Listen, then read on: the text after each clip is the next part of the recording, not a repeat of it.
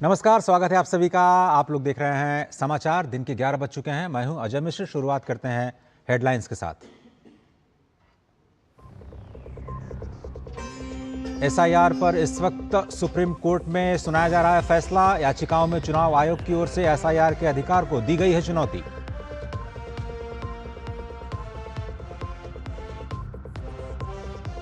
कर्नाटक में आज मुख्यमंत्री पद से इस्तीफा दे सकते हैं सिद्धारमैया। 2.5 साल वाले फॉर्मूले के तहत डीके शिवकुमार के मुख्यमंत्री बनने की खबरें। राज्यसभा जाएंगे सिद्धारमैया।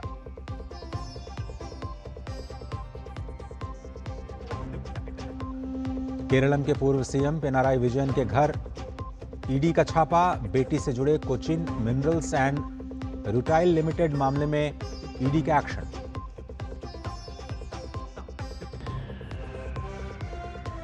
पश्चिम बंगाल में बांग्लादेशी घुसपैठियों को सरकार की चेतावनी। मंत्री दिलीप घोष ने कहा, पहचान करके सभी को भेजा जाएगा वापस।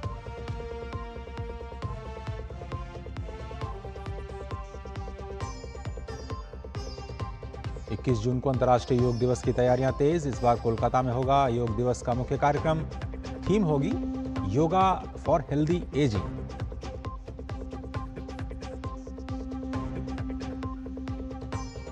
और देश के ज्यादातर हिस्सों में प्रचंड गर्मी और लू से लोगों का जीना हुआ मुहाल। अगले 2 दिनों में राजस्थान, उत्तर प्रदेश, मध्य प्रदेश, दिल्ली और हरियाणा समेत पंजाब में भी भीषण लू का अलर्ट जारी।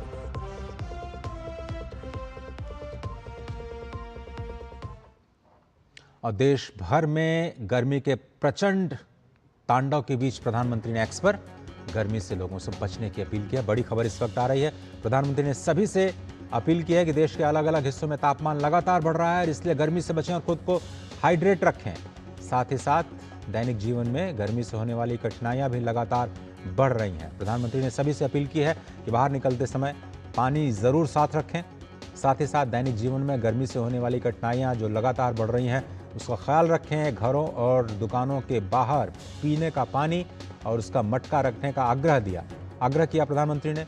उन्होंने कहा कि हम सभी को बच्चों और बुजुर्गों का विशेष ख्याल रखना चाहिए और साथ ही साथ पशु पक्षियों को भी नहीं भूलना चाहिए। और प्यासे व्यक्ति को पानी पिलाने का आग्रह प्रधानमंत्री ने एक्स पर पोस्ट करके सभी से अपील की है कि इस भीषण गर्मी में एक दूसरे की सहायता करें और कोशिश करें कि अपने माता पिता, दादा दादी, नाना नानी और दूसरे जो प्रियजन हैं फ़ोन करके उनका हालचाल पूछें। गर्मी के वजह से कोई दिक्कत ना हो, उनके बारे में लगातार अपडेट रखें अपने आप को और पर्याप्त पानी पिएं। दोपहर की तेज़ धूप में बाहर न निकलें और जितना हो सके आराम करने की सलाह प्रधानमंत्री ने दी।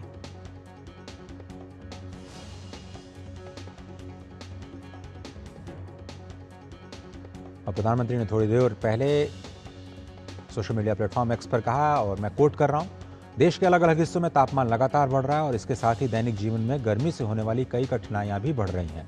उन्होंने आगे लिखा कि मैं सभी देशवासियों से आग्रह करता हूं कि जितनी अधिक सावधानी बरत सकें अवश्य बरतें। कृपया स्वयं को हाइड्रेटेड रखें। घर से बाहर निकलते समय पानी साथ रखें। ऐसे मौसम में आपकी संवेदनशीलता भी बहुत बड़ा सहारा है। यदि संभव हो तो किसी प्यासे व्यक्ति को एक गिलास पानी जरूर दें। मैं ऐसे लोगों की सराहना भी करूंगा जो अपने घरों और दुकानों के बाहर मटके में जल रखते हैं ताकि कोई भी उनसे पानी पी सके। अनकोट।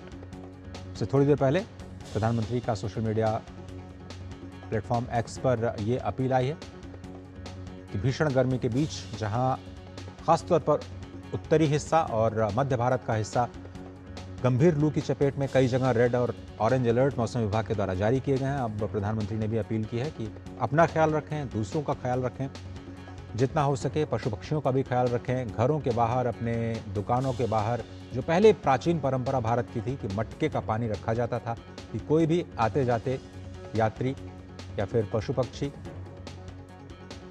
अपने आप को हाइड्रेट कर पाएँ, पानी पी पाएँ, उसके लिए जो अपनी प्राचीन परंपरा है उसको याद दिलाते हुए प्रधानमंत्री ने सभी से आग्रह किया है, देशवासियों से अपील की है कि जितनी अधिक सावधानी बरत सकें बरतें। और सबसे बड़ी सावधानी यही है कि जब भी ज़रूरत ना हो घर से बाहर ना निकलें, ज़्यादा से ज़्यादा आराम करें क्योंकि बाहर गर्मी बहुत ज़्यादा है।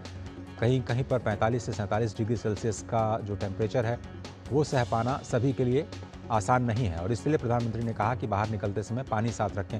छोटी छोटी बातें प्रधानमंत्री अपने स्तर पर, अपने सोशल मीडिया अकाउंट्स के जरिए लगातार उठाते रहे और आज उन्होंने गर्मी को लेकर के ये पोस्ट लिखा। एक बार फिर से मैं आपको बता दूं, प्रधानमंत्री ने थोड़ी देर पहले लिखा और मैं उन्हें कोट करता हूं, देश के अलग अलग हिस्सों में तापमान लगातार बढ़ रहा है और इसके साथ ही दैनिक जीवन में गर्मी से होने वाली कई कठिनाइयां भी बढ़ रही हैं। मैं सभी देशवासियों से आग्रह करता हूं कि जितनी अधिक सावधानी बरत सकें अवश्य बरतें। कृपया स्वयं को हाइड्रेटेड रखें, घर से बाहर निकलते समय पानी साथ रखें। ऐसे मौसम में आपकी संवेदनशीलता भी बहुत बड़ा सहारा है। और बड़ी खबर आ रही है, एसआईआर पर सुप्रीम फैसला इस वक्त आ चुका है और स्पष्ट तौर पर सुप्रीम कोर्ट ने यह कहा है कि एसआईआर पूरा अधिकार है, चुनाव आयोग का पूरा अधिकार है। एसआईआर की जो प्रक्रिया है, अब उसकी जो संवैधानिक अधिकार ताकतों को चुनौती दी गई थी, उसके जवाब में अब फैसला उन्होंने दिया है। सुप्रीम कोर्ट ने कहा है कि ये ईसीआई के अधिकार क्षेत्र में, इलेक्शन कमीशन ऑफ इंडिया के अधिकार क्षेत्र में आता है। वोटर लिस्ट में अपडेशन चुनाव का एक हिस्सा है और इसलिए जिनका नाम डिलीट किया जाना जरूरी है उसको अपडेट करना, जो मृत व्यक्ति हैं उनका नाम हटाना, नए और पात्र व्यक्तियों के नाम को शामिल करना, ये सब कुछ ईसीआई के अधिकार क्षेत्र में है और एसआईआर असंवैधानिक नहीं है। एसआईआर की वैधता पर सुप्रीम कोर्ट का फैसला आ चुका है। वोटर लिस्ट में अपडेशन चुनाव का हिस्सा है। स्पष्ट तौर पर आज सुप्रीम कोर्ट का फैसला, जिसका सभी को इंतजार था, वो अब आ चुका है। स्पष्ट तौर पर इस बात को लेकर के याचिका दायर की गई थी कि क्या संवैधानिक दायरे से आगे बढ़ करके ये जो इलेक्शन कमीशन ऑफ इंडिया है वो एसआईआर करा रहा है। तो इलेक्शन कमीशन ने पहले भी स्पष्ट तौर पर कहा है कि डुप्लीकेट नाम हटाना, मृत व्यक्तियों के वोटर्स के नाम हटाना और केवल एलिजिबल वोटर्स को सूची में रखना ईसीआई का कार्य है, उसके अधिकार क्षेत्र में आता है। और आर्टिकल 324 और रिप्रेजेंटेशन ऑफ पीपल एक्ट की सेक्शन 21 के तहत अपनी शक्तियां जो हैं उसको लेकर के याचिका दायर की गई थी। वोटर लिस्ट अपडेट करने का, जो उसको अपडेट करने से जो चुनाव है वो पारदर्शी होता है। दरअसल सुप्रीम कोर्ट में सुनवाई के दौरान पहले भी ये जो विरोध के स्वर थे, खासतौर पर बिहार और बंगाल से उठे, उन्होंने ये कहा था कि क्या चुनाव आयोग नागरिकता तय कर सकता है, इस पर सवाल उठे थे। और इतनी बड़ी संख्या में नाम हटाने से फ्री एंड फेयर इलेक्शंस प्रभावित होंगे और क्या ये नेचुरल जस्टिस के अनुरूप है। अब एसआईआर को लेकर के सुप्रीम कोर्ट ने स्पष्ट कर दिया है कि ये सुप्रीम कोर्ट के अधिकार क्षेत्र में आता है। और सुप्रीम कोर्ट ने कहा कि केवल इस आधार पर एसआईआर की कार्रवाई को कानून के खिलाफ नहीं कहा जा सकता कि इसकी प्रक्रिया सामान्य वोटर वेरिफिकेशन प्रक्रिया से अलग है। विकास सारथी इस वक्त हमारे साथ जुड़ रहे हैं। विकास, एक बार थोड़ा सा बताएं कि प्रमुख बिंदु क्या है आज सुप्रीम फैसले का एसआईआर पर, जिसका हम सभी लोग इंतजार कर रहे थे। देखिए, बिल्कुल सुप्रीम कोर्ट ने अभी जो अपना फैसला सुनाया उसमें जैसा अपेक्षित था, क्योंकि पहले भी सुप्रीम कोर्ट कई बार कह चुका था कि एसआईआर की प्रक्रिया को लेकर के उसके मन में संदेह नहीं है कि ये होनी चाहिए नहीं होनी चाहिए, हमेशा उसके फेवर में था। वही आज अभी जजमेंट में सुप्रीम कोर्ट ने कहा है कि मुख्य तौर पर 4 बड़े सवालों पर अपना judgement chief justice of India पढ़ रहे हैं। पहला उनका मुद्दा यह था कि क्या एसआईआर अपने आप में एक वैध तरीका है, कानून सम्मत तरीका है इस तरह से वोटर वेरिफिकेशन का। दूसरा, इसके लिए जो प्रक्रिया अपनाई गई है क्या वो ठीक है, क्या वो तर्कसंगत है, और क्या इसके वैकल्पिक, इसका कोई विकल्प भी मौजूद हो सकता था इस पूरी प्रक्रिया के लिए।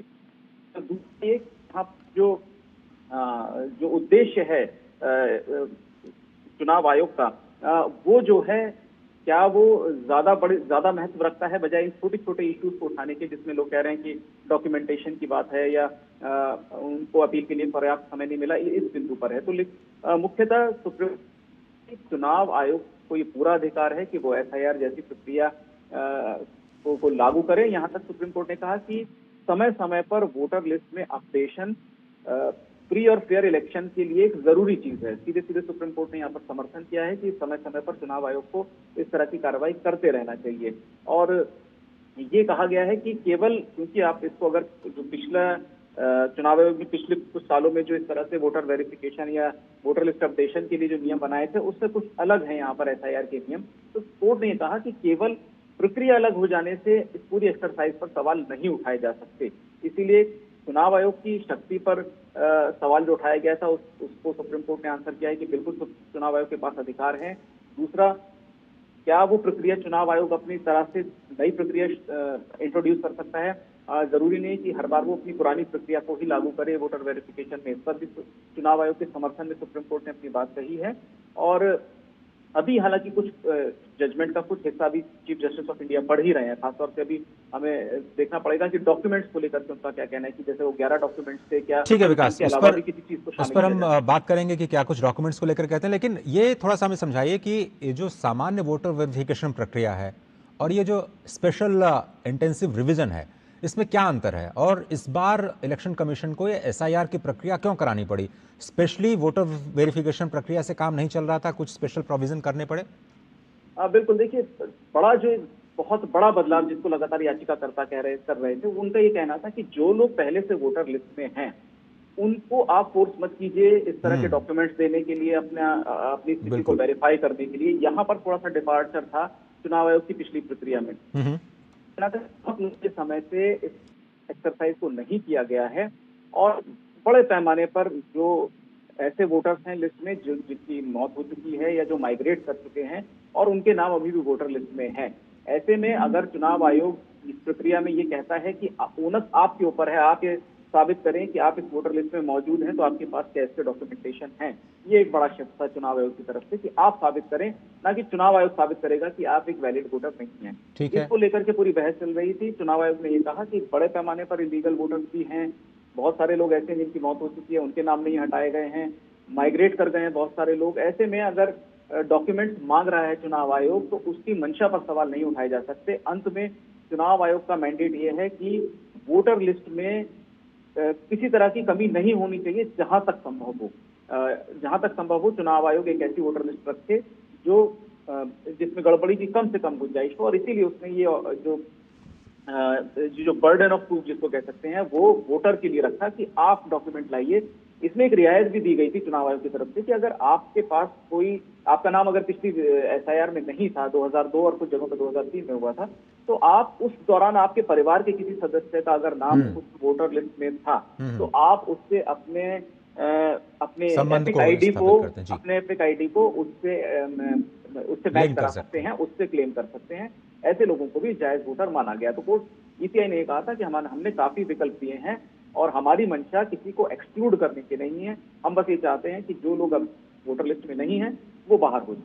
ठीक है, लेकिन विकास, अगर हम ये थोड़ा पूरी प्रक्रिया को समझना चाहें जिस पर ये जो सवाल उठाया, अगर मान लीजिए किसी ने गलत तरीके से किसी दूसरे रास्ते से वोटर लिस्ट में अपना नाम ऐड करा लिया, केवल इसलिए क्योंकि उनको सारी सुविधाएं मिलें, वो चुनाव प्रक्रिया का हिस्सा हों, और वो गलत तरीके से, कुछ आरोप ये भी लगते हैं भाई कोई शरणार्थी हैं, वो आकर के उन्होंने गलत तरीके से, फर्जी तरीके से अगर वोटर लिस्ट में अपने आप को ऐड करा लिया, तो ऐसे लोगों को जो बाहर निकालने की जो प्रक्रिया थी, शायद एसआईआर में उसको इंक्लूड किया गया। ऐसे में क्या ये पूरी एसआईआर प्रक्रिया, आज भी अभी दिल्ली में प्रेस कॉन्फ्रेंस चल रही है, स्पेशल एसआईआर प्रक्रिया को फिर से एक बार शुरू करने की बात है। उत्तर प्रदेश में हमने देखा, अलग अलग राज्यों में हुई है। तो ये क्या सामान्य प्रक्रिया नहीं है जो ईसीआई के अधिकार क्षेत्र में आता है? देखिए, पहले भी जो ये व्यवस्था थी उसमें ये जो वोटर लिस्ट में लोग शामिल रहते थे उनसे डॉक्यूमेंट नहीं मांगे जाते थे। ये माना जाता था कि आपका उनका वोटर आईडी है, उनका प्रमाण पत्र होता था, एपिक आईडी आपके पास है। तो लेकिन ये भी पाया गया चुनाव आयोग की तरफ से कि गलत तरीकों से बहुत सारे एपिक आईडी हासिल किए गए बड़े पैमाने पर। इसीलिए समय के हिसाब से ये बदलाव किया गया और इस पर अब सुप्रीम कोर्ट ने अपनी मोहर लगा दी है। सभी राज्यों में आप देख रहे हैं कि बंगाल में हो गया, केरल में हुआ, तमिलनाडु में हुआ। बंगाल और बिहार को छोड़ के ज्यादा विवाद कहीं पर अब तक नहीं हुआ है। इसके अलावा हर जगह पर आप देखें तो जो पूरी एक्सरसाइज हुई है वो इसकी पूरी वेरिफिकेशन की, उसको लेकर के कोई बड़ी शिकायतें या कोई बड़े कारण नजर नहीं आए हैं।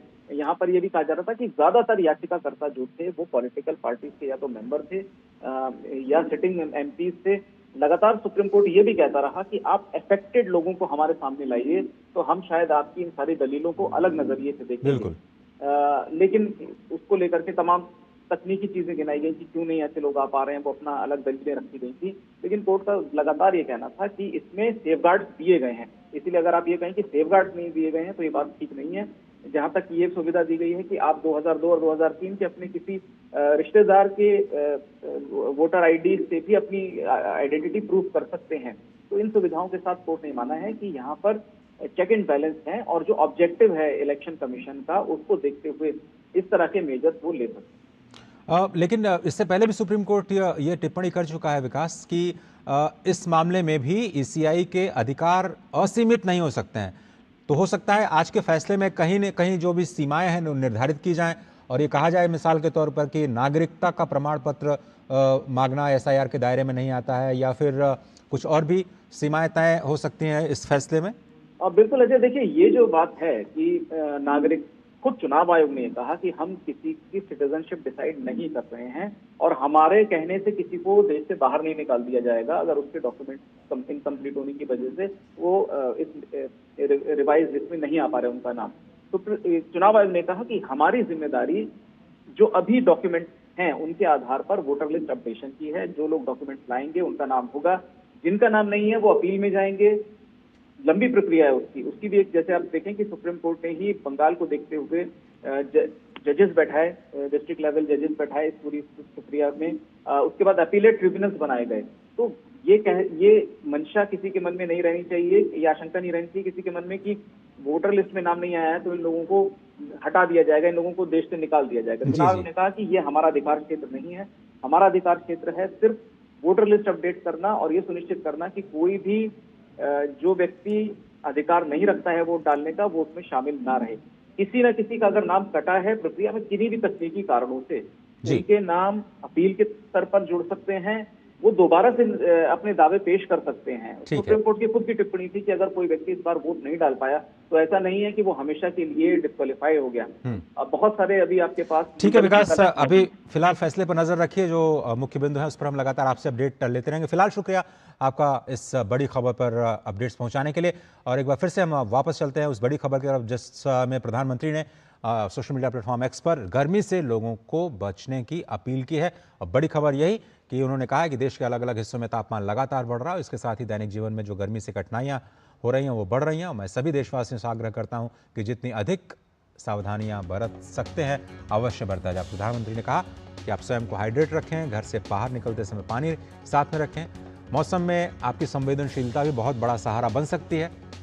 संभव हो तो किसी प्यासे व्यक्ति को एक गिलास पानी अवश्य दें। और उन्होंने कहा कि मैं ऐसे लोगों की सराहना भी करूंगा जो अपने घरों के और दुकानों के बाहर मटके में जल रखते हैं ताकि कोई भी उनसे पानी पी सके। इस प्रचंड गर्मी में हमें अपने आसपास के पशु पक्षियों को भी नहीं भूलना चाहिए। अपने घर, बालकनी, छत, दुकान या ऑफिस के बाहर पानी से भरा एक छोटा सा बर्तन रखना भी किसी प्यासे पक्षी के लिए जीवनदान बन सकता है। आइए इन कठिन दिनों में पूरी संवेदनशीलता और करुणा के साथ एक दूसरे का ध्यान रखें। प्रधानमंत्री ने यह भी कहा कि संवेदनशीलता अत्यंत आवश्यक है और जब भी संभव है अपने माता पिता, दादा दादी, नाना नानी या फिर दूसरे जो प्रियजन हैं फ़ोन करके उनका हालचाल अवश्य लें, क्योंकि इस मौसम में बच्चों और बुजुर्गों का खास ख्याल रखने की ज़रूरत होती है। उन्होंने कहा कि पर्याप्त पानी पीने, दोपहर की तेज़ धूप में बाहर न निकलने और जितना हो सके बुजुर्गों को आराम करने की सलाह है।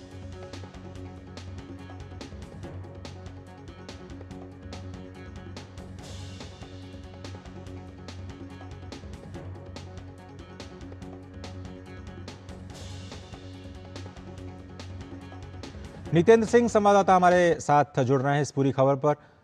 नितेंद्र, प्रधानमंत्री के स्तर पर इस तरह की अपील, क्या वाकई स्थिति बहुत ही संवेदनशील है और इसलिए प्रधानमंत्री को अपील करनी पड़ी, सभी से एक मास अपील करनी पड़ी कि अपना ख्याल रखें, बुजुर्गों का ख्याल रखें और जितना संभव हो दूसरों की मदद करें?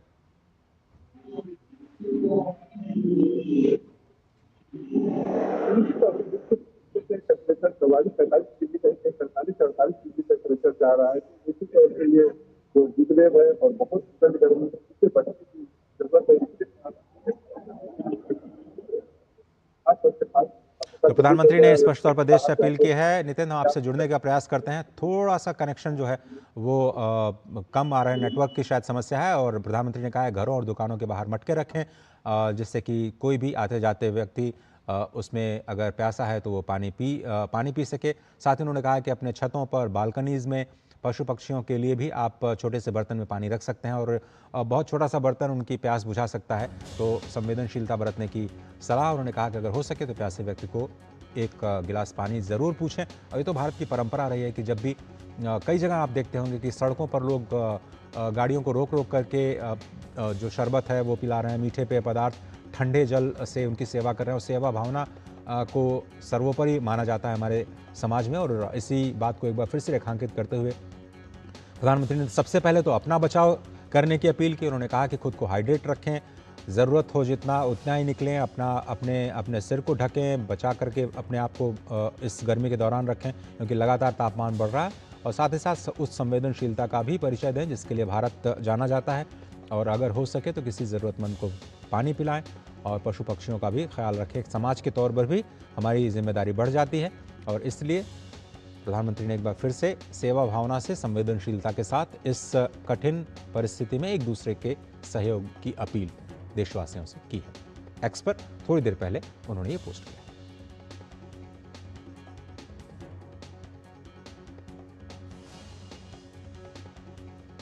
प्रधानमंत्री की देशवासियों के साथ अपील, और यही अपील कि इस वक्त मौसम तेजी से करवट बदल रहा है, गर्मी लगातार बढ़ रही है। देश के कई हिस्सों में रेड और ऑरेंज अलर्ट जारी किया गया है। ऐसे में गर्मी से बचें और खुद को हाइड्रेट रखें। जब भी बाहर निकलें अपने पीने का पानी ज़रूर अपने साथ रखें और साथ ही साथ ये भी कि संवेदनशील रहें और अपने बुज़ुर्गों का ख्याल रखें। ख़ास तौर पर उन्हें फ़ोन करके उनका हाल चाल जानें और उन्हें ये सलाह दें कि ज़्यादा से ज़्यादा आराम करने की ज़रूरत है। अगर ज़रूरी नहीं है तो आप दिन के गर्मी में बाहर निकलने से बिल्कुल परहेज़ करें।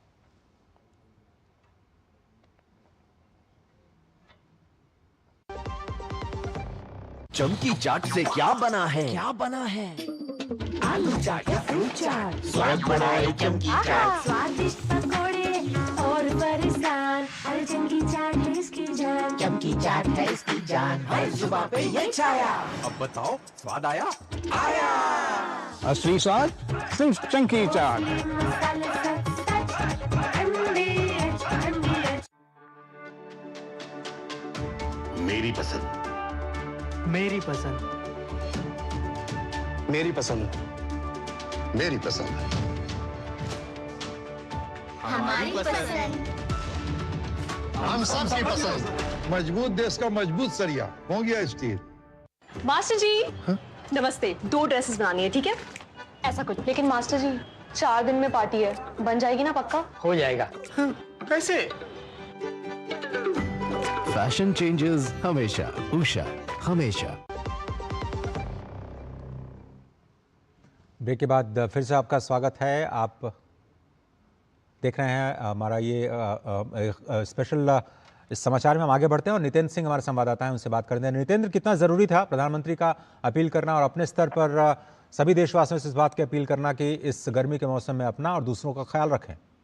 निश्चित तौर पे अजय, देखिए जिस तरीके से गर्मी, प्रचंड गर्मी पूरे देश में अभी चल रही है, खासतौर पे 44-45 डिग्री और कहीं कहीं 47-48 डिग्री टेम्परेचर जा रहा है, जिसके वजह से काफी मुश्किल का सामना करना पड़ा लोगों को। इसीलिए प्रधानमंत्री ने अपील किया है कि जब भी आप घर से बाहर निकले तो अपने साथ पानी रखें, हाइड्रेट रखें, यानी पानी और ORS का घोल लेते रहें। साथ ही साथ उन्होंने ये भी कहा कि अपने साथ साथ पशु पक्षियों का भी ख्याल रखें, अपने घर के पास आसपास जो है पानी का बंदोबस्त रखे ताकि जो पशु पक्षी है या फिर जो अजनबी लोग आते हैं जाते हैं उस रास्ते से गुजरते हैं वो भी पी सके। तो निश्चित तौर पे एक प्रधानमंत्री के स्तर पे इस अपील को किया गया है ताकि लोग गर्मी से बचे, लू लगने से बचे। और इसमें बहुत जरूरी है कि जब भी आप बाहर जाएं तो अपने साथ इन तमाम चीजों का ख्याल रखते हुए जाएं।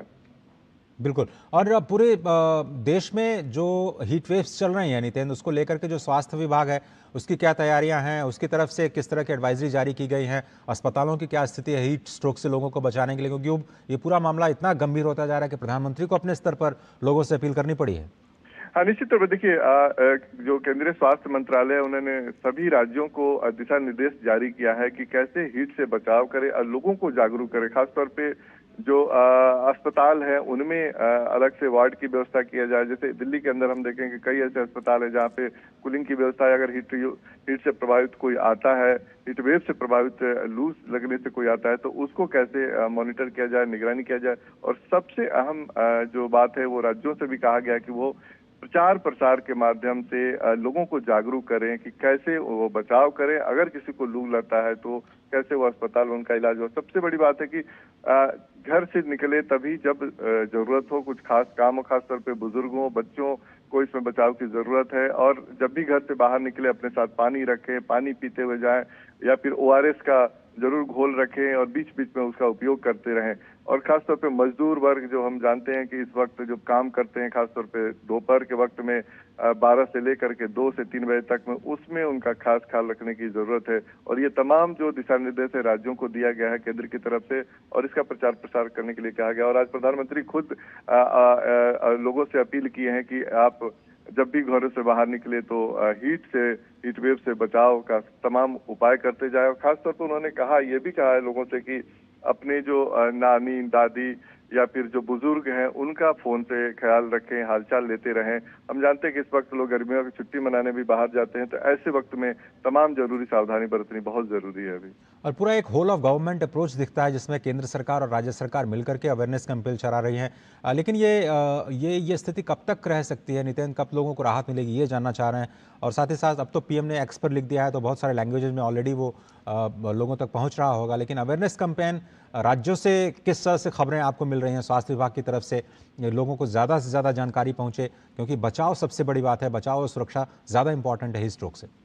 जी बिल्कुल, राज्यों से जो कहा गया उसके बाद राज्य तमाम अपने जो एजेंसी हैं, जो प्रचार की जितनी भी एजेंसी है, खासतौर पे अखबारों में इश्तिहार देना, अखबारों में खबरें छप रही है, जो बाकी न्यूज चैनल के माध्यम से या फिर सोशल मीडिया के माध्यम से जो आधिकारिक सोशल मीडिया के हैंडल हैं, उनसे ये प्रचार किया जा रहा है और बचाव के तरीके बताए जा रहे हैं। साथ ही साथ जो सबसे अहम बात है कि अभी करीब 1 हफ्ते हम देखते हैं कि और हीटवेव का प्रकोप रहेगा। जो नौतप्पा की बात हम करते हैं कि नौतप्पा 25 से 2 जून तक चलेगा। तो जो 2 जून तक तो निश्चित तौर पे अब ये प्रचंड गर्मी रहेगी, लेकिन उसके बाद बताया जा रहा है कि 29 के बाद कुछ मौसम में बदलाव आएगा, हो सकता है वेस्टर्न डिस्टर्बेंस हो, जिसके ठीक है नितिन, बहुत धन्यवाद। आप निगाह बनाए रखिए, हम लगातार आपसे अपडेट देते रहेंगे। और कई राज्यों में भीषण लू का अलर्ट लगातार जारी है।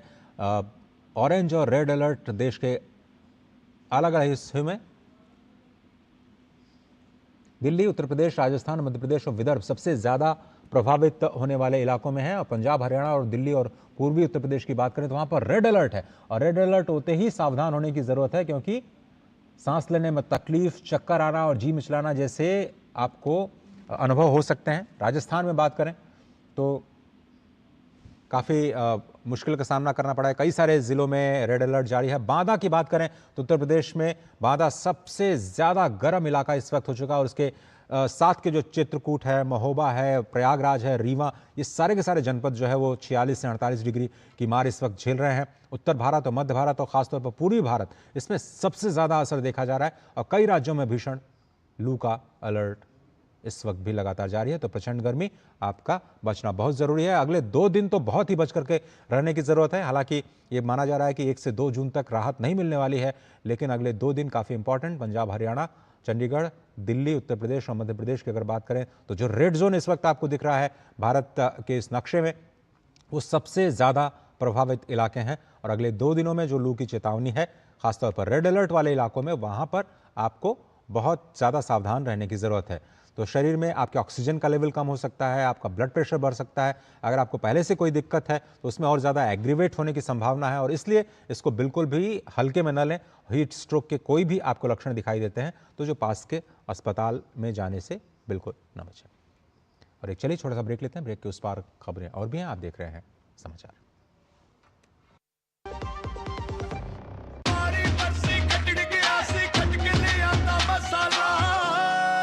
मसाला ओए, छोले दा या लोबिये दा, पंजाबी छोले दा या पिंडी चने दा।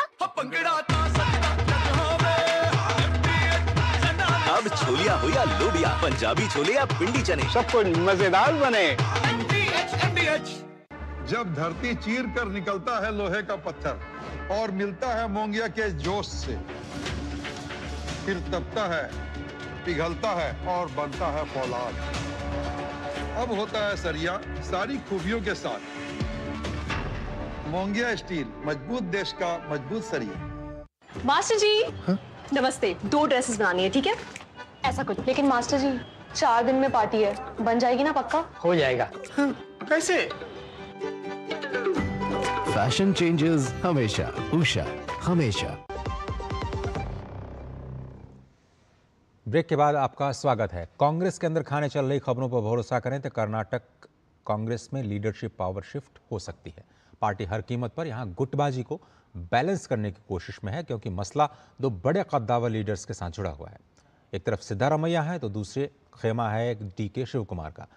एक हैं मुख्यमंत्री और दूसरे हैं डेप्यूटी मुख्यमंत्री यानी उप मुख्यमंत्री। लिहाजा बिना किसी खुले टकराव के सत्ता परिवर्तन हो पाए ये थोड़ा सा मुश्किल लग रहा है। सूत्र बता रहे हैं कि सिद्धारमैया को राज्यसभा भेजे जाने की पेशकश की गई है और पार्टी में नेशनल लेवल पर भी कोई बड़ी भूमिका दी जा सकती है, ताकि मुख्यमंत्री पद के लिए वो डीके शिव कुमार का रास्ता साफ कर सकें।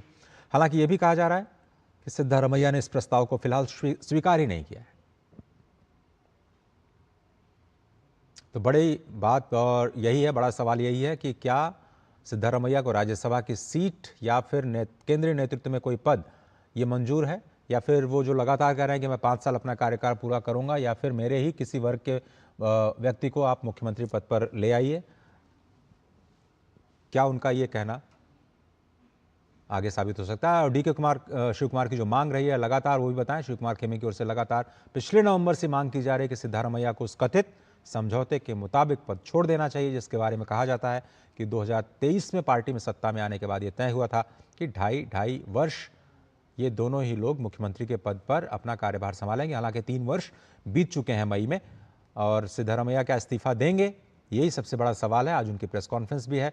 2 बातें हो सकती हैं, या तो वो मना कर देंगे और मुख्यमंत्री पद पर काबिज रखेंगे। ऐसे में जो दोनों खेमे की लड़ाई है वो और भी ज़्यादा एग्रीवेट हो सकती है, और भी ज़्यादा टूट और टकराव की स्थिति गंभीर हो सकती है। ऐसे में सिद्धारमैया को मनाने की पूरी कोशिश की जा रही है।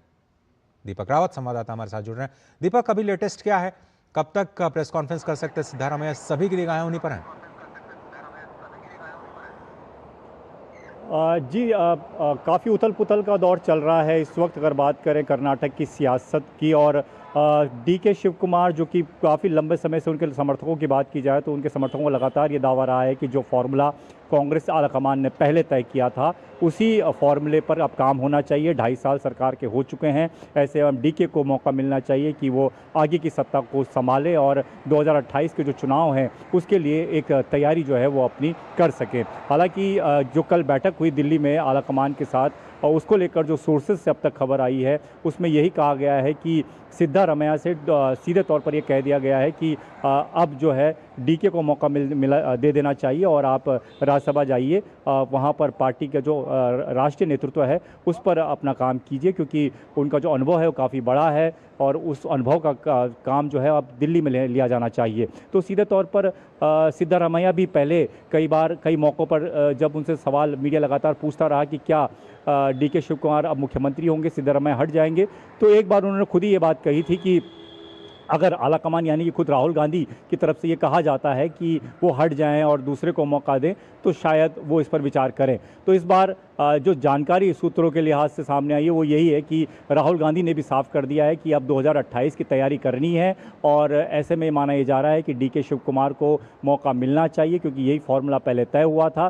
तो इस पर यह कहा जा रहा है कि सिद्धारमैया ने अभी तक हामी नहीं भरी है। दूसरी अटकल ये भी है कि शायद सिद्धारमैया ने जो बैठक बुलाई है, जो एक तरीके से इनफॉर्मल ब्रेकफास्ट पे लोगों को बुलाया है, उसमें शायद इस बात को लेकर चर्चा हो कि आगे की रणनीति क्या होनी चाहिए। क्या सिद्धारमैया हटने को तैयार हो जाएंगे, डीके को मौका मिलेगा, या फिर सिद्धारमैया चाहेंगे कि वही बने रहें। और कैबिनेट विस्तार की जो बात चल रही है, एक विकल्प ये भी कहा गया कि कैबिनेट विस्तार जो है सिद्धारमैया चाहते हैं।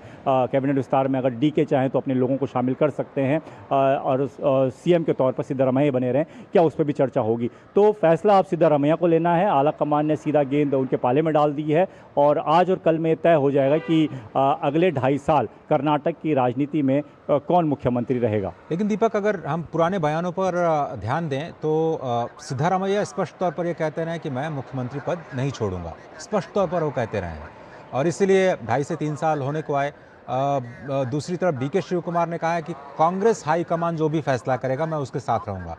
तो यहाँ पर आपको लगता है कि कांग्रेस हाईकमान की संवेदनशीलता थोड़ा सा उनके पक्ष में है और इसलिए सिद्धारमैया को संतुष्ट करने की कोशिश की जा रही है, मनाने की कोशिश की जा रही है, क्योंकि कास्ट फैक्टर बहुत ज़्यादा कार्य करता है कर्नाटक के इलेक्शन में, और इसलिए ये जो राज्यसभा की सदस्यता का मामला है उसके साथ भी जोड़ करके इस पूरी बैठक को देखा जा रहा है।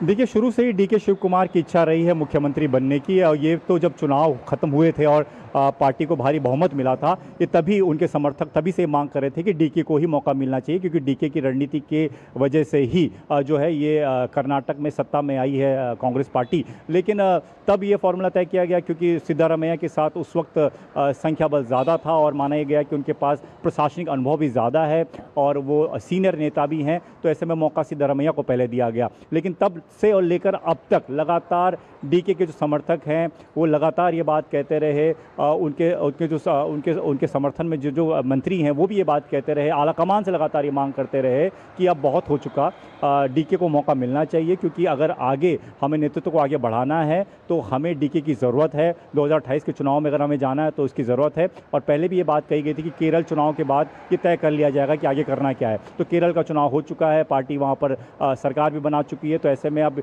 इसीलिए ये चीज़ें ज़्यादा तेज़ सामने आ रही है। और कल की मीटिंग में तो काफ़ी हद तक चीज़ें साफ भी हो गई कि आला कमान सीधे तौर पर ये चाहता है कि चीज़ें बदलनी चाहिए। हालांकि डीके को लेकर प्रियंका गांधी का हमेशा से रवैया ये रहा है कि वो डीके के पक्ष में ही अपनी बात करती रही हैं। कई बार ये खबरें सामने आई हैं, प्रियंका ने खुद राहुल से भी कई बार बात करी है कि सिद्धारमैया अब बहुत ज़्यादा उनकी उम्र हो चुकी है, उन्हें दूसरे कामों में लगाया जा सकता है, या अभी हमें एक ऐसे नेतृत्व की ज़रूरत है कि जो युवाओं को जोड़ सके, जो युवाओं को आगे लेकर जा सके। और पिछले चुनाव में ये डीके शिव कुमार ने साबित भी किया कि उनके नेतृत्व में, उनकी रणनीति में चीज़ें बेहतर हो सकती हैं। तो ऐसे में जब आप, क्योंकि 2028 में चुनाव है और समय कम है, तो पार्टी ये चाहती है कि एक फ्रेश नेतृत्व जो है वो आगे काम करे। डीके ने भी कई बार कई मौक़ों पर खुलकर तो नहीं कहा, लेकिन उन्होंने इस बात का संदेश जरूर दिया कि उनको सीएम बनना है। उन्होंने एक बार तो उनसे पूछा गया कि वो कब तक अध्यक्ष के तौर पर रहेंगे, कर्नाटक में कांग्रेस अध्यक्ष वही हैं। आपसे अपडेट देते रहेंगे। फिलहाल शुक्रिया आपका इन तमाम अपडेट्स को हम तक पहुँचाने के लिए, शुक्रिया आपका। और रुक करते हैं केरल का। केरलम में एनफोर्समेंट डायरेक्टरेट ने Cochin minerals and retail limited CMRL से जुड़े कथित धन शोधन मामले की जांच के तहत केरलम के पूर्व मुख्यमंत्री पिनराई विजयन और अन्य लोगों के आवास पर छापे मारे हैं। जानकारी के मुताबिक ये जो धन शोधन निवारण अधिनियम PMLA के प्रावधान है, उसके तहत राज्य में करीब 12 स्थानों पर तलाशी ली जा रही है। इसमें राजधानी तिरुवनंतपुरम स्थित विजयन के किराए का मकान भी शामिल है। आरोप है कि निजी company Cochin minerals and retail limited ने 2018 से 2019 के बीच में विजयन की बेटी टी वीणा की कंपनी एक्सालॉजिक सॉल्यूशंस को 1.72 करोड़ रुपए का अवैध भुगतान किया था। आरोप यह भी है कि इस IT कंपनी ने CMRL को कोई भी सर्विसेज प्रदान नहीं की थी, इसलिए इस पैसे को, इस लेन देन को धन शोधन के मामले से जोड़कर देखा जा रहा है। इससे पहले हाईकोर्ट ने CMRL की ओर से दायर उस याचिका को भी खारिज कर दिया था जिसमें इस मामले में ED की कार्रवाई को रद्द करने का अनुरोध किया गया था। ED ने अब इन आरोपों की जांच के लिए 2014 में ही PMLA के तहत मामला दर्ज कराया था।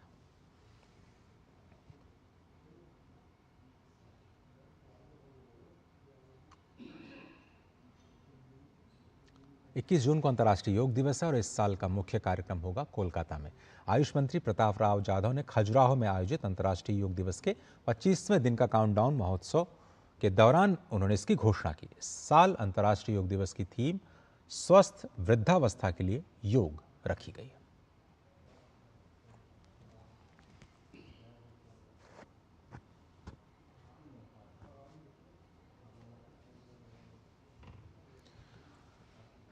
और हम लगातार SIR प्रक्रिया पर आज जो सुप्रीम फैसला आया है उसकी तरफ आपको एक बार फिर से लिए चलते हैं। सुप्रीम कोर्ट ने स्पष्ट तौर पर कहा है कि SIR प्रक्रिया में कोई गलती नहीं की गई है। ये एक बड़ा फैसला, SIR के नियमों में सही व्यवस्था दी गई। सुप्रीम कोर्ट ने कहा कि ये उसको ज़रूरी माना। सुप्रीम कोर्ट ने SIR में जो नियम थे उसको भी ज़रूरी माना और सुप्रीम कोर्ट ने ECI के अधिकार क्षेत्र को सही ठहराया है।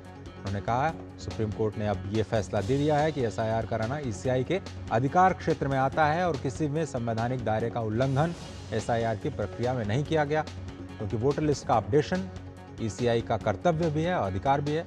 वोटर लिस्ट अपडेट करने से चुनाव पारदर्शी बनाने में मदद मिलती है। ऐसे लोगों के नाम डिलीट करना ज़रूरी है जो या फिर मृत हो गए हैं या फिर किसी दूसरी जगह पे वोट डालने की प्रक्रिया में शामिल हो रहे हैं।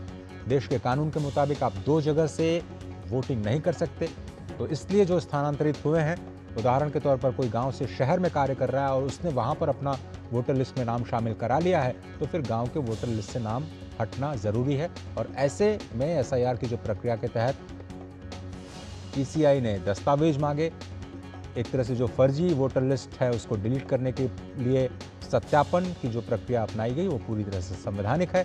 सुप्रीम कोर्ट ने ईसीआई के अधिकार क्षेत्र को सही ठहराया।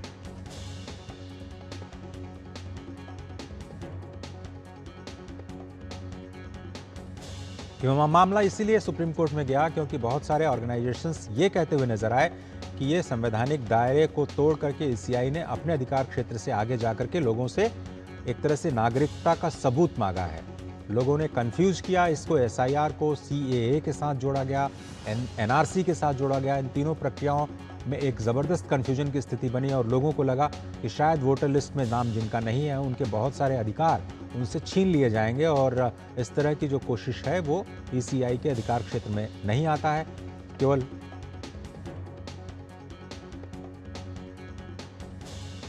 और इस पूरे मामले पर एक बार फिर से हम विकास सारथी का रुख करते हैं। विकास, शैलेंद्र मिश्र हमारे साथ जुड़ रहे हैं। शैलेंद्र, ये जो ईसीआई का अधिकार क्षेत्र है अब उसको सही ठहराया है सुप्रीम कोर्ट ने और अब शायद इसको लेकर के कोई सवाल अब खड़े नहीं होते कि पूरी प्रक्रिया में किन नियमों का हवाला दिया गया, क्योंकि नियमों की प्रक्रिया को भी अब सुप्रीम कोर्ट ने बिल्कुल सही करार दिया है, संविधान के दायरे में बताया। जी अजय, बिल्कुल हम जानते हैं कि जब एसआईआर की प्रक्रिया शुरू हुई थी तब ये पूरा मामला सुप्रीम कोर्ट पहुंचा था और सुप्रीम कोर्ट ने आदेश को सुरक्षित रख लिया था। आज सुप्रीम कोर्ट ने बहुत स्पष्ट तौर पर कहा है कि चुनाव आयोग को ये पूरा अधिकार है कि वो मतदाता सूची का पुनरीक्षण कर सकता है और ये जो पूरी प्रक्रिया है एसआईआर की ये अवैध नहीं ठहराई जा सकती। तो एक बहुत बड़ा एक कर सकते हैं फैसला सुप्रीम कोर्ट की तरफ से आया है, चूँकि हम जानते हैं कि तमाम राजनीतिक दल जो विपक्षी दल हैं उन्होंने एसआईआर को लेकर आपत्तियां जाहिर की थी और ये मुद्दा बहुत चर्चा में रहा। जब बिहार में सबसे पहले एसआईआर शुरू हुआ उसके बाद हमने देखा कि इस मुद्दे पर तमाम राजनीतिक बयान देखने को मिले और मामला सुप्रीम कोर्ट तक भी पहुंचा। अब ये बात बहुत स्पष्ट तौर पर कह दी गई है सुप्रीम कोर्ट की तरफ से कि मतदाता सूची है उसके अपडेशन का काम, उसको पुनरीक्षित करने का काम ये चुनाव आयोग का है और चुनाव आयोग की ये एक तरह से अधिकार है। तो जो एसआईआर की प्रक्रिया है उसे किसी भी तरह से अवैध नहीं ठहराया जा सकता। तो एक बहुत बड़ा और अहम फैसला है और उन लोगों को भी ये अब समझना होगा जो बार बार एसआईआर के फैसले को लेकर या चुनाव आयोग जो एसआईआर करा रहा था उस प्रक्रिया को लेकर सवाल उठा रहे थे। बिल्कुल सही कहा आपने। और इलेक्शन कमीशन ऑफ इंडिया के पास इलेक्टोरल रोल्स या का एसआईआर कराने की संवैधानिक और कानूनी शक्ति है, ये स्पष्ट तौर पर सुप्रीम कोर्ट ने कह दिया है। उन्होंने ये भी कहा कि ईसीआई ने अपने स्टैट्यूटरी पावर के बाहर जाकर के काम नहीं किया। दूसरी बात यह कि आर्टिकल 324 और रिप्रेजेंटेशन ऑफ पीपल्स एक्ट 1950 के तहत चुनाव आयोग स्पेशल रिवीजन करा सकता है, इसका प्रावधान पहले से ही संविधान में है। कोर्ट ने यह भी कहा कि फ्री एंड फेयर इलेक्शन के लिए वोटर लिस्ट का शुद्ध और अपडेटेड होना जरूरी है। लेकिन शैलेंद्र, एक बार हम ये समझना चाहेंगे आपसे कि इस पूरे मुद्दे को आम जनता में या फिर जिन लोगों ने इसका विरोध किया वो लोग सीएए और एनआरसी के साथ जोड़ते हुए ये कहते हुए नजर आए कि एक बार एसआईआर की जो प्रक्रिया है उससे लोगों के दूसरे अधिकार छीन लिए जाएंगे, उनको जमीन खरीदने का मौका नहीं मिलेगा, उनको देश से बाहर निकाला जा सकता है। इस एक्सट्रीम तक भी लोग पहुंचे अपनी याचिकाओं को लेकर के। अब शायद विरोध के सारे सुर समाप्त हो जाएंगे और सभी राज्यों में एक बार फिर से, मिसाल के तौर पर दिल्ली में भी ये कहा जा रहा है कि एसआईआर की प्रक्रिया शुरू की जाएगी, तो इस कार्य को एक बार फिर से मजबूती से एक बार फिर से शुरू कर सकता है ईसीआई। देखिए, तीन बहुत महत्वपूर्ण बातें हैं अजय। जब एसआईआर की प्रक्रिया शुरू की गई बिहार में और फिर बंगाल में, तब तमाम तरह के सवाल उठाने की कोशिश की विपक्षी दलों ने और कहा कि तमाम जो अवैध तौर पर जो मतदाता हैं जब उनके नाम कटे तो इस तरह से प्रचारित किया गया कि जैसे कुछ वोटर्स जिनके राइट थे लेकिन उनको मतदान देने के अधिकार से वंचित किया जा रहा है। देखिए, बहुत स्पष्ट है कि कई प्रक्रिया से एसआईआर एक तरह से कहे उसमें मतदाता सूची का पुनरीक्षण होता है। जब पहली बार आपका एक तरह से देखें उसमें नाम नहीं आया तो आपको दावा करने की छूट होती है। उस पूरी प्रक्रिया में फिर अंतिम तौर पर जब यह पाया जाता है कि आप मतदाता होने के भारत में काबिल नहीं हैं, यानी आप अवैध तौर पर आपका नाम था, तो फिर ये एक तरह से देखें उन लोगों का नाम हटाया जाता है यानी आप या तो घुसपैठिए थे या फिर आपका गलत तरीके से नाम जुड़ा गया था, क्योंकि आप 2 जगह वोटर थे या 3 जगह वोटर थे। ऐसी भी मामले सामने आए, ऐसे मामले सामने आए कि जो मृत हो चुके थे उनके नाम एक तरह से मतदाता सूची में थे। तो जो स्पेशल इंटेंसिव रिवीजन में हमने देखा कि लाखों की संख्या में बिहार में, बंगाल में मतदाताओं की संख्या में जो मतदाता सूची में है उसमें मतदाताओं की संख्या में कमी आई संशोधित सूची में। ये इसलिए हुआ कि इनका पुनरीक्षण हुआ, जो लोग मृत हो गए थे उनके नाम हटाए गए, जिनके नाम कई जगह थे और उनके नाम सिर्फ एक जगह पर बचे, और जो मतदाता होने की काबिलियत नहीं रखते थे, एलिजिबिलिटी नहीं रखते थे और कहीं किसी वजह से मतदाता हो गए थे, उनका नाम हटाया गया।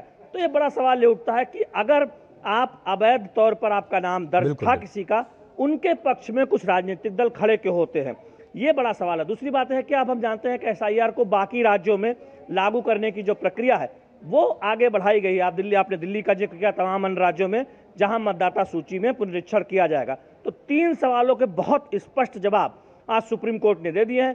पहली बात तो एक चुनाव आयोग के जो अधिकार पर सवाल उठाया जाता था कि चुनाव आयोग को ये अधिकार है कि नहीं है, तो सुप्रीम कोर्ट ने स्पष्ट कर दिया है कि चुनाव आयोग को चुनाव कराने, मतदाता सूची में पुनरीक्षण कराने, इसका पूरा अधिकार है। संवैधानिक संस्था है, उसके इस अधिकार पर कोई सवाल नहीं उठाया। ये तो बहुत ही नेचुरल है शैलेंद्र की, अगर मान लीजिए अब ये बात नहीं कही जानी चाहिए कि सुप्रीम कोर्ट ने जब स्पष्ट कर दिया है कि क्या चुनाव आयोग को अधिकार है या नहीं है, स्पष्ट है कि चुनाव आयोग को एसआईआर का स्पेशल इंटेंसिव रिवीजन का अधिकार है। देश में दूसरी बात यह है कि जिन लोगों के मत कटे, जिन लोगों को मतदाता सूची के नाम कटा, अगर उसमें उनके पास कोई प्रमाण है, कोई प्रूफ है कि वो मतदाता जायज तौर पर मतदाता थे, तो इस पूरी प्रक्रिया में उन्हें मौका दिया गया है, उन्हें दावा करने का मौका दिया गया है। तो वो बात भी बहुत स्पष्ट तौर पर सामने आई है। तो अब जो सवाल उठते थे उनका पटाक्षेप हो जाना चाहिए था। और एक तरह से देखें कि बीजेपी को अब ये बात सामने आकर कहने का एक और मौका मिला है कि जो कांग्रेस पार्टी है या तमाम विपक्षी दल हैं, वो राजनीतिक वजहों से एक संवैधानिक संस्था द्वारा मतदाता पुनरीक्षण की प्रक्रिया पर सवाल उठा रहे थे। तो अब ये बहुत एक तरह से बीजेपी अब कह सकती है, और हमने देखा है कि ये बात बीजेपी पहले भी कहती रही कि इसमें एसआईआर एक ऐसी प्रक्रिया है जिसमें मतदाता सूची का पुनरीक्षण किया जा रहा है और ये पूरा अधिकार चुनाव आयोग को है, लेकिन विपक्ष राजनीतिक वजहों से विरोध करता रहा था। और आज सुप्रीम कोर्ट ने इस बात को स्पष्ट कर दिया है कि संवैधानिक संस्था चुनाव आयोग, उसको पूरा अधिकार है एसआईआर का, और एसआईआर बिल्कुल ठीक है। तो आपको बताएं सुप्रीम कोर्ट ने आज एसआईआर यानी स्पेशल इंटेंसिव रिवीजन पर अपना बड़ा फैसला सुनाया है, और बड़ा फैसला यही है कि इलेक्शन कमीशन ऑफ इंडिया के पास इलेक्टोरल रोल्स का एसआईआर कराने का संवैधानिक अधिकार है और कानूनी शक्तियां हैं। ये बड़ी खबर सुप्रीम कोर्ट ने, और क्या कुछ कहा है आपको बताएं कि ईसीआई ने कहा है कि सुप्रीम कोर्ट ने कहा है कि ईसीआई ने अपने स्टैट्यूटरी पावर से जाकर के कार्य नहीं किया।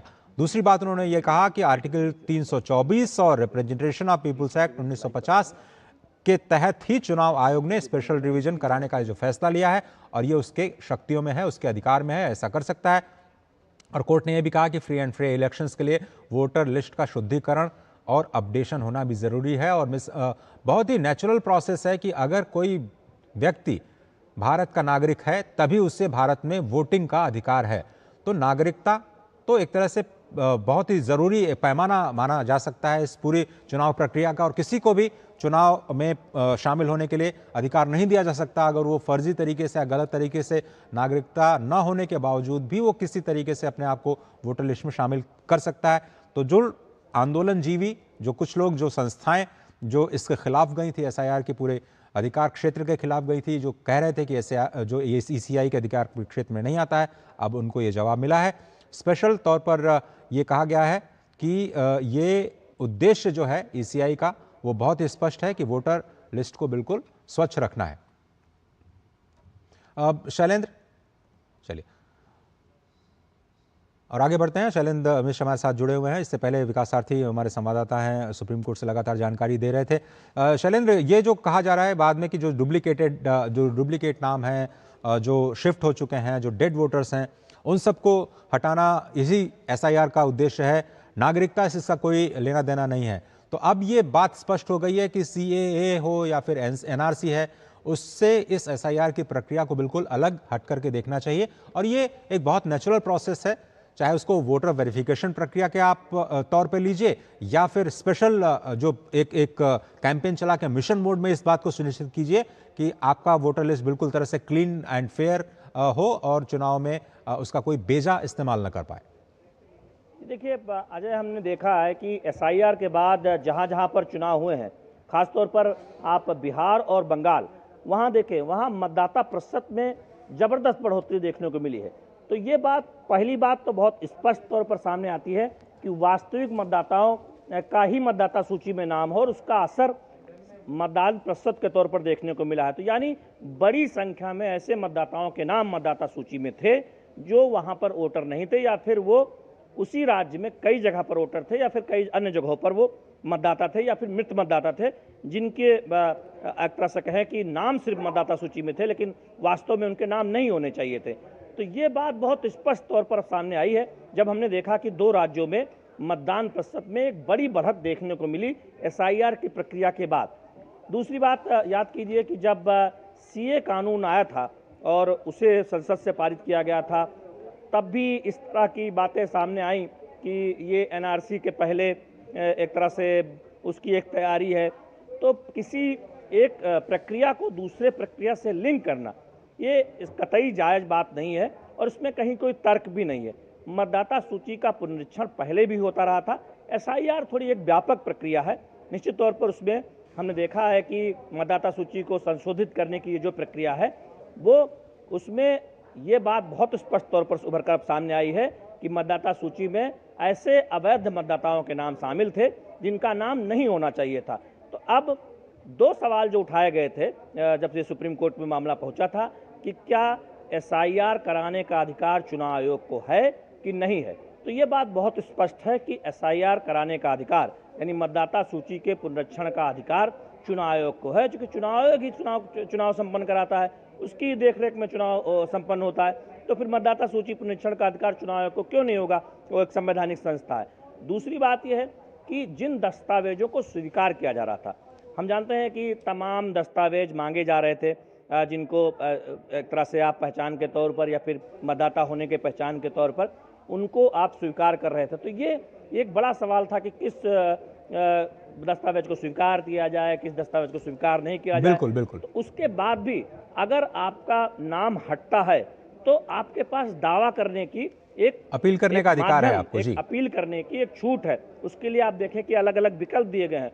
तो ये कहना कि किसी का ऐसे ही नाम काट दिया जाता है, ये कतई उचित नहीं है। पूरा मौका दिया जाता है। तो जब इस पूरी प्रक्रिया में पारदर्शिता है तो फिर सवाल कहाँ उठते हैं। लेकिन शैलेंद्र, ये भी पहले कह चुका है सुप्रीम कोर्ट कि ये इसमें जो शक्तियां हैं इलेक्शन कमीशन ऑफ इंडिया की वो असीमित नहीं है, इसको एक दायरे में देखना जरूरी है। उन्होंने स्पष्ट कहा कि ये पावर्स अनलिमिटेड नहीं है, आर्बिट्रेरी तरीके से काम नहीं किया जा सकता और जेन्युइन वोटर्स को बिना उचित प्रक्रिया के हटाया नहीं जा सकता। कोर्ट ने नेचुरल जस्टिस पर भी जोर दिया कि वोटर्स को नोटिस दिया जाए, उसके बाद सुनवाई का मौका मिले, अपील का अधिकार हो। तो अब ये जो एनआरसी प्रक्रिया, माफ़ कीजिएगा, ये जो एसआईआर प्रक्रिया है जो अलग अलग राज्यों में शुरू की जाएगी, अब उसका भविष्य क्या दिखता है आगे आने वाले दिनों में? जो हम लोग 1 नेशन 1 इलेक्शन की बात कर रहे हैं, इलेक्टोरल प्रोसेस के रिफॉर्म्स पर लगातार सरकार जोर दे रही है। ओवरऑल इलेक्टोरल रिफॉर्म्स के लिहाज से आज के इस सुप्रीम फैसले को किस तरह से देखा जाना चाहिए, जिसमें कि कॉन्स्टिट्यूशनली वैलिड ठहराया गया है ईसीआई के अधिकार क्षेत्र में इस स्पेशल रिवीजन को भी? देखिए अजय, एक बात बहुत स्पष्ट है कि अब एसआईआर प्रक्रिया बाकी राज्यों में जो अगले चरण में शुरू हुई है, ये प्रक्रिया आगे जारी रहेगी। यानी जो कुछ एक आशंका थी या फिर जो कुछ उम्मीद कुछ याचिकाकर्ता लगा के बैठे थे, वो अब स्पष्ट तौर पर इस बात को समझ लें कि सुप्रीम कोर्ट ने ये स्पष्ट कहा है कि एसआईआर कराने का जो अधिकार है वो चुनाव आयोग का है और उस पर कोई सवाल नहीं उठाया जा सकता। तो यानी बाकी राज्यों में, दिल्ली या फिर अलग अलग, हमने इस चरण के तहत 12 राज्यों में देखा है, अगर हम सही हैं वहाँ पर एसआईआर की प्रक्रिया आगे बढ़ाई जाएगी। तो वहाँ पर एसआईआर की जो प्रक्रिया है वो तय कार्यक्रम के मुताबिक आगे चलेगी। ये बहुत अब स्पष्ट हो गया है। ये आज के इस फैसले से ये संकेत मिलते हैं। दूसरी बात यह है कि अगर किसी के पास दस्तावेज नहीं है या फिर उसका नाम हटाया जा रहा है तो उसे पूरा मौका दिया जाता है और तुरंत ही ये मान लेना कि आपके पास दस्तावेज नहीं है या फिर आपका नाम किसी कारणों से चूंकि आप दस्तावेज नहीं दे पा रहे हैं हट जा रहा है तो आप नागरिकता नहीं है, भारत के नागरिक नहीं है, ये भी एक तरह से देखें तो थोड़ी जल्दबाजी होगी। वहाँ भी आपको मौका दिया जाएगा। तो पूरी पारदर्शिता के साथ SIR प्रक्रिया आगे बढ़ाई जा रही है और जो अप्रीहेंशंस हैं, जो सवाल है, उसको भी एक तरह से देखें एड्रेस किया जा रहा है। तो ये बात अब बहुत स्पष्ट है कि इस प्रक्रिया को हम देखेंगे कि 12 राज्यों में ये तय कार्यक्रम के मुताबिक आगे बढ़ाई जाएगी SIR की प्रक्रिया। बहुत धन्यवाद शैलेंद्र। तो आगे आने वाले दिनों में आप देखेंगे कि कर्नाटक, महाराष्ट्र, पंजाब, हरियाणा, उड़ीसा, तेलंगाना, आंध्र प्रदेश, झारखंड, असम और दिल्ली जैसे राज्यों में SIR की प्रक्रिया को और आगे बढ़ाया जाएगा। और आज सुप्रीम कोर्ट का बड़ा फैसला आ चुका है कि SIR पूरी तरह से संवैधानिक है और वो ECI के अधिकार क्षेत्र में आता है। बहुत धन्यवाद शैलेंद्र इस तमाम जानकारी के लिए, अपडेट तक हम तक पहुँचाने के लिए। तो फिलहाल इस खास बुलेटिन में सिर्फ इतना ही। पूरी टीम को दीजिए इजाज़त। नमस्कार।